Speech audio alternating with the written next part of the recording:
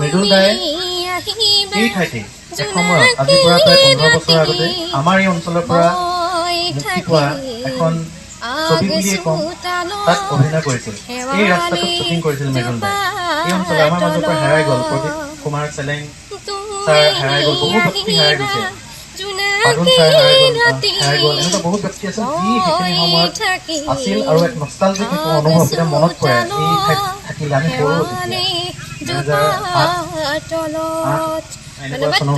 ৰঙানদী সাংস্কৃতিক উৎসৱ 2026 এই বৰ্ষত আমি শিল্পী জুবিন গাৰ্গৰ স্মৃতিত উৎসৰ্গা কৰিছোঁ।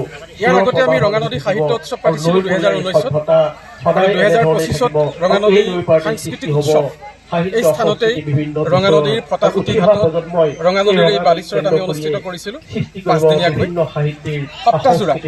আৰু এইবাৰো 18 তাৰিখৰ পৰা 18 জানুৱাৰীৰ পৰা 22 জানুৱাৰী 2026লৈ বৰ্ণাঢ্য সাংস্কৃতিক কাৰ্যক্ৰমণিকাৰে আমি অনুষ্ঠিত কৰিবলৈ লৈছোঁ ৰঙানদী সাংস্কৃতিক উৎসৱ 2026।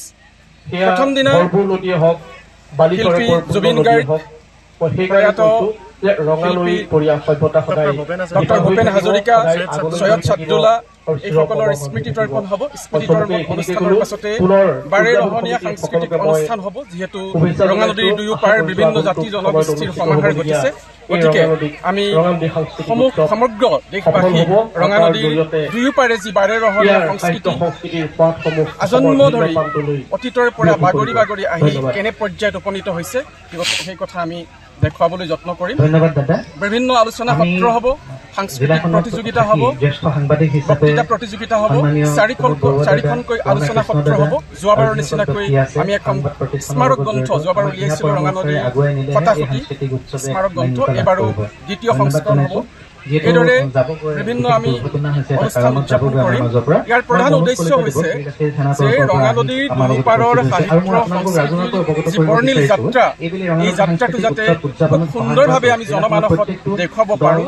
আৰু দ্বিতীয় কথাটো, আমাৰ আটাইতকৈ দুখ লগা কথাটো হৈছে এইখন ৰঙানদী আপোনালোকে পাৰলৈ চালে দেখিব, এই ৰঙানদীৰ পাৰত আমি শৈশৱ পাৰ কৰিছোঁ, যৌৱন পাৰ কৰিছোঁ। মই যোৱাবাৰো কৈছোঁ আপোনালোকক যে আমি যেতিয়া ডেকা হৈ আছিলোঁ, ডেকা হৈ থাকোঁতে, সৰু হৈ থাকোঁতে গাঁৱৰ পাৰুৱাল ডেকাই হাত দাঙিলেও ঠাউনিৰ পৰা ৰঙানদীৰ এতিয়া 3 বছৰীয়া এটা শিশুৱেও যদি হাফ পেণ্ট পিন্ধি পাৰ হৈ যায় তেতিয়াহ'লে পানী স্পৰ্শ নকৰে।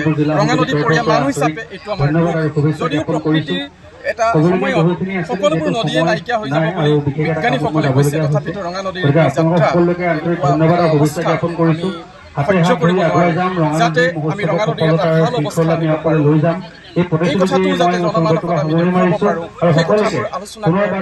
গত সময়ত আমি ৰঙানদী সাংস্কৃতিক উৎসৱ আয়োজন কৰিছিলোঁ খাৰকাটিত থকা যি ফটাফুটি ঘাট সমীপত। এইবেলি দ্বিতীয় বৰ্ষৰ বাবে আগন্তুক 2026 চনৰ 18 জানুৱাৰীৰ পৰা 22 জানুৱাৰীলৈকে 5 দিনীয়া কাৰ্যসূচীৰে আমি আয়োজন কৰিছোঁ।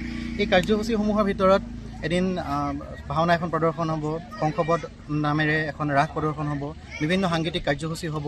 আমাৰ মাজৰ পৰা বিদায় লোৱা জুবিন গাৰ্গৰ স্মৃতিত আয়োজন কৰা এই কাৰ্যসূচীত জুবিন গাৰ্গৰ গীত আৰু নৃত্যৰ এক প্ৰতিযোগিতা অনুষ্ঠিত হ'ব। এনেদৰে ভালেমান কাৰ্যসূচী হাতত লোৱা হৈছে। সমান্তৰালভাৱে সাহিত্যৰ লগত জড়িত কেতবোৰ আলোচনা সত্ৰ আৰু ছাত্ৰ ছাত্ৰীৰ মাজত প্ৰতিযোগিতা, এনেদৰে কিছুমান কাৰ্যসূচী আমি হাতত লৈছোঁ। ৰঙানদী সাংস্কৃতিক উৎসৱে আমাৰ এই অঞ্চলটোৰ বিভিন্ন দিশত পিছ পৰি থকা যিসমূহ দিশ সাহিত্য সাংস্কৃতিক ক্ষেত্ৰসমূহ যাতে উজ্জীৱিত কৰাত সহায় কৰে। ছাত্ৰ ছাত্ৰীসকল আগবাঢ়ি আহি এই সাংস্কৃতিক উৎসৱৰ লগত জড়িত হৈ যাতে নিজৰ প্ৰতিভাসমূহ বিকশিত হোৱাত সহায় কৰে, তেনে উদ্দেশ্য আগত ৰাখি আমি আচলতে এই সাংস্কৃতিক উৎসৱৰ আয়োজন কৰিছোঁ।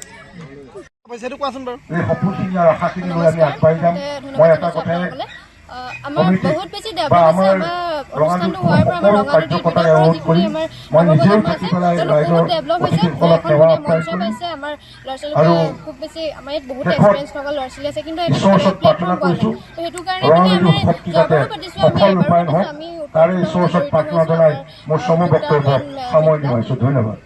আমি সিহঁতসকলৰ আমি উদ্যোগতে আমি অনুষ্ঠানটো পাতিছোঁ। যোৱাবাৰ বহুত বেছি সৰু হৈছিলে, কিন্তু এবাৰ অলপ প্ৰস্তুতি আগতীয়াকৈ চলোৱা হৈছে। যিহেতু আমাৰ লখিমপুৰবাসী অসমবাসীয়ে যিহেতু গম পাইছে, সেইটো কাৰণে এইবাৰ আজি প্ৰস্তুতি আৰম্ভ কৰা হৈছে। আজিৰ পৰা আৰু আমি যিহেতু যোৱাবাৰো মই আছিলোঁ, কিন্তু আমি অনুষ্ঠানত মই পাৰ্টিচিপেট কৰিব পৰা নাছিলোঁ, কম্পিটিশ্যন কৰিব পৰা নাছিলোঁ, যিহেতু এইখিনিত লাগি আছিলোঁ। আৰু যোৱাবাৰ মই গান গান নাছিলোঁ, কিন্তু ঠিক আছে, মই এনে ভালহে পাওঁ গান, কিন্তু ইমান ৰিভাইজ বা তেনেকুৱা কৰি নাথাকোঁ। মই অকণমান